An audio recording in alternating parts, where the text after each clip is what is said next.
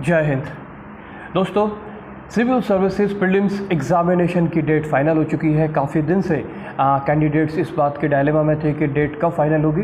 तो ये डेट 4 अक्टूबर 2020 है और अभी से अगर आप काउंट करते हैं तो आपके पास तकरीबन 17 वीक्स 17 हफ्ते या लगभग कहिए कि 120 दिन आपके पास हैं।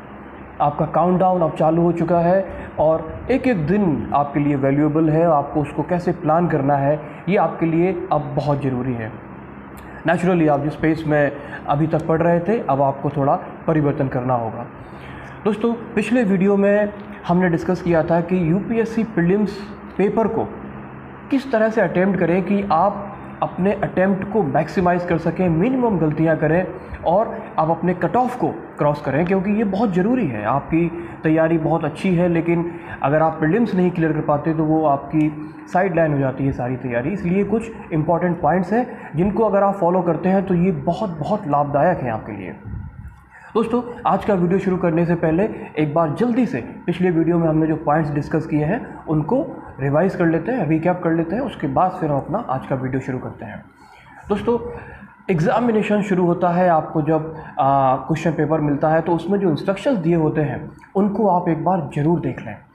लगभग 10 इंस्ट्रक्शंस होते हैं और आप अगर उनको एक नज़र देखेंगे तो 30 to 40 सेकेंड्स ही लगते हैं, ज़्यादा नहीं लगते।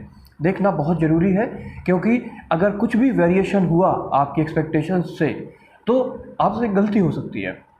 और ये गलतियां अक्सर जो सीनियर कैंडिडेट होते हैं, जो एग्ज़ाम दे चुके होते हैं, उनसे ज़्यादा होती है, क्योंकि वो मान के चलते हैं कि सब कुछ वैसा ही होगा जैसा पिछली साल था। अगर यूपीएससी ने कुछ चेंज किया है, वो एक्सपेक्ट करते हैं, यूपीएससी एक्सपेक्ट करती है आपसे कि आप इंस्ट्रक्शंस को देखेंगे क्योंकि आप सिविल सर्विसेज का एग्ज़ाम दे रहे हैं। बहुत ज़रूरी है, इसको याद रखिए। दूसरा पॉइंट मैंने आपको बोला था कि आप पेपर एकदम से सॉल्व करना शुरू ना करें, आप कुछ मिनट्स डिवोट करें, 2 से 5 मिनट, और पेपर को एक बार पलट के देख लें और ये जज कर लें कि पेपर किस तरह का है, इजी है, टफ़ है या बहुत ज़्यादा टफ़ है, और उसके बाद अपनी स्ट्रेटजी को आप डिसाइड करें। तीसरा पॉइंट मैंने बोला था कि जो लो हैंगिंग फ्रूट्स हैं, जो ईजी क्वेश्चंस हैं, उनको आप पहले करें। ये वो क्वेश्चंस हैं जो आप पढ़ेंगे, अगर आपने अच्छी लेवल की तैयारी कर रखी है तो आप उसको तुरंत हिट कर देंगे, बिल्कुल भी टाइम कंज्यूम नहीं होगा।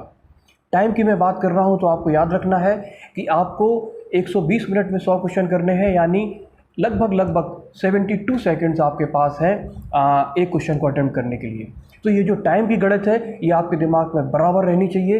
कहीं ऐसा ना हो कि आप कुछ क्वेश्चन में उलझ जाएं और वहाँ पे ज़्यादा टाइम डिवोट कर दें, बल्कि टाइम ख़राब कर दें, क्योंकि आपके लिए हर क्वेश्चन बराबर है, हर क्वेश्चन के बराबर मार्क्स हैं।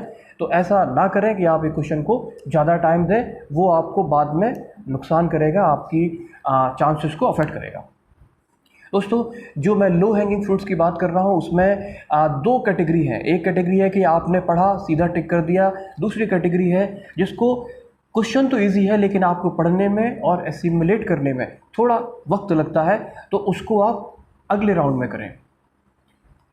उसके बाद आता है वो कैटेगरी क्वेश्चंस का जो आपने पढ़े थे लेकिन अभी आपको फ़िलहाल याद नहीं आ रहे हैं, क्योंकि आपने शायद पढ़ते समय उनको प्रॉपर्ली कंसोलिडेट नहीं किया था। तो इनको करने के लिए आपको रिकॉल करना पड़ेगा, एलिमिनेशन टेक्निक यूज़ करनी पड़ेगी। उसके बाद आप इनको अटेम्प्ट करें, और चूँकि इनमें रिकॉलिंग इन्वॉल्व है इसलिए आपका दिमाग का शांत होना बहुत ज़रूरी है, आपका कंपोजर का अच्छा होना बहुत ज़रूरी है। दोस्तों, ये सारे पॉइंट्स मैंने डिटेल में पिछली वीडियो में डिस्कस किए हैं, आप इसलिए इसको फिर से डिटेल में डिस्कस करने की ज़रूरत नहीं है। आपका मैं डिस्क्रिप्शन में लिंक दे रहा हूँ, आप उस वीडियो को देखें। और अब शुरू करते हैं हम आज का वीडियो, और जो इम्पोर्टेंट पॉइंट्स हैं उनको आपके साथ डिस्कस करते हैं। दोस्तों, तीसरी कैटेगरी आती है उन क्वेश्चंस की जो आपको बाद में अटेम्प्ट करने हैं, जिनके बारे में आपको बिल्कुल आइडिया नहीं है, आपने उनको कभी नहीं पढ़ा, कभी नहीं देखा। तो एग्ज़ामिनेशन हॉल में कोई मैजिक नहीं होगा कि आपको वो सब अचानक से पता चल जाए, वो आपको नहीं पता है। आपको अगर उनको करना है तो आपको हिट मारना होगा, तुक्का मारना होगा। लेकिन तुक्का मारने के भी तरीके होते हैं। आप सिविल सर्विसेज की तैयारी कर रहे हैं, आप आईएएस आईपीएस ज्वाइन करना जा रहे हैं, तो आप ब्लाइंड रिस्क लेने वालों में से, मैं नहीं कहूँगा कि आप ब्लाइंड रिस्क लेने वालों में से हो, आप कैलकुलेटेड और इंटेलिजेंट रिस्क लीजिए। और उसके लिए आपको थोड़ा समझने की ज़रूरत है। मैं आपको ये कुछ स्लाइड्स दिखा रहा हूँ, आप इनको समझिए कि आप किस तरह से इस रिस्क को ऑप्टिमाइज़ कर सकते हैं। ऑप्टिमाइज़ से मतलब है कि आप अपना नुकसान ना कर लें। कुछ कैंडिडेट्स होते हैं जो पेपर सॉल्व करना उन्होंने चालू किया और लास्ट के 10-15 मिनट में उन्होंने देखा कि अब इतने क्वेश्चन बच गए हैं, मान लो 40 क्वेश्चन बच गए हैं, तो उन्होंने 40 का तुक्का मार दिया।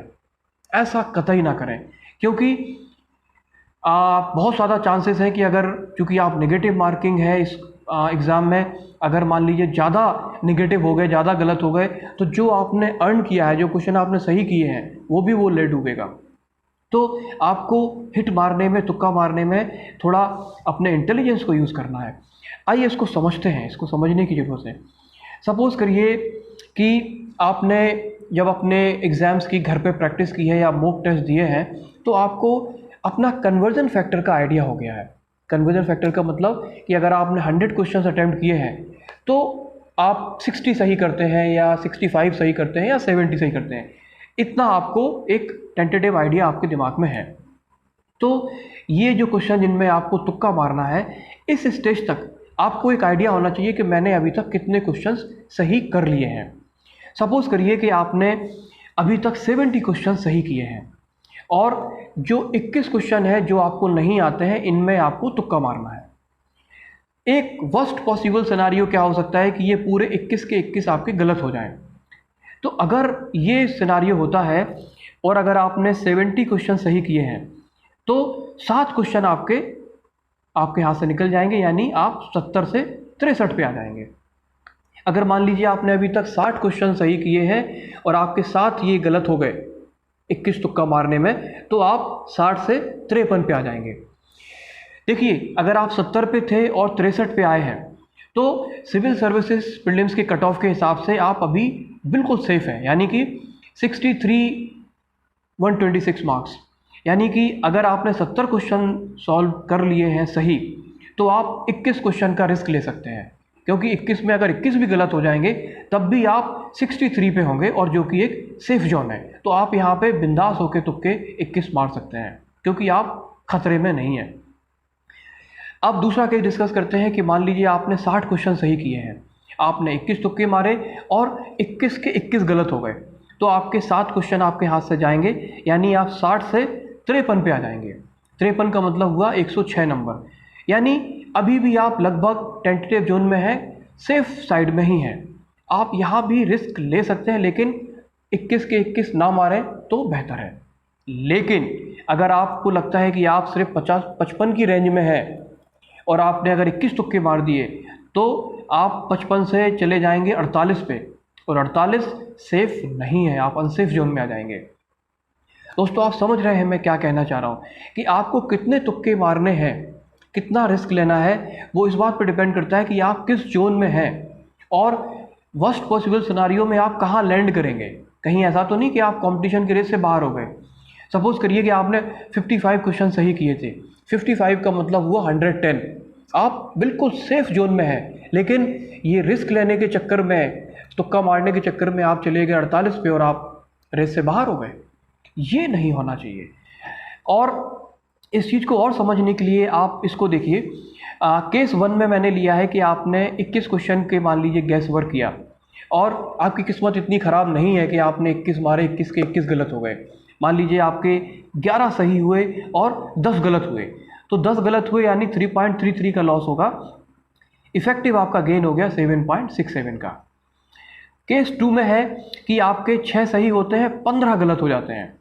15 गलत में 5 का लॉस होगा, तो आपको फिर भी इफेक्टिव 1 का गेन होगा।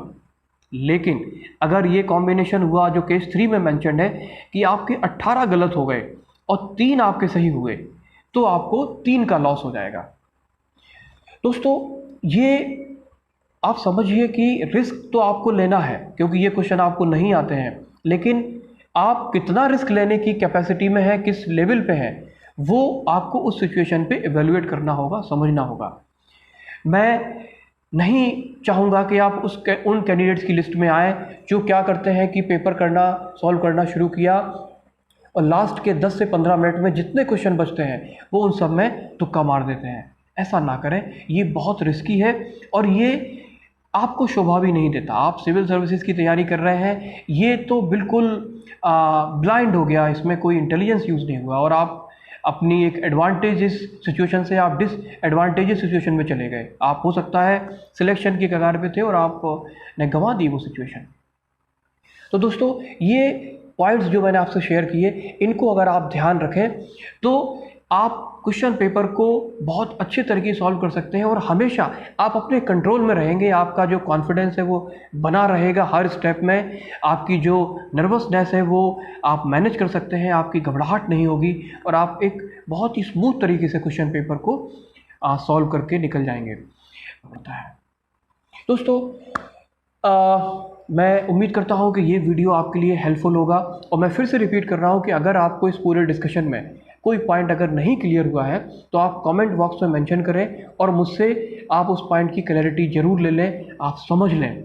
आप मुझे मेल भी कर सकते हैं और क्योंकि ये आपका लाइफ मेकिंग और ब्रेकिंग होता है। आपका प्रीलिम्स ही क्लियर नहीं हुआ तो सारी मेहनत आपकी साइड में हो जाती है और प्रीलिम्स को करने के लिए, क्लियर करने के लिए आपको इन टिप्स को समझना आपके लिए बहुत ज़रूरी है।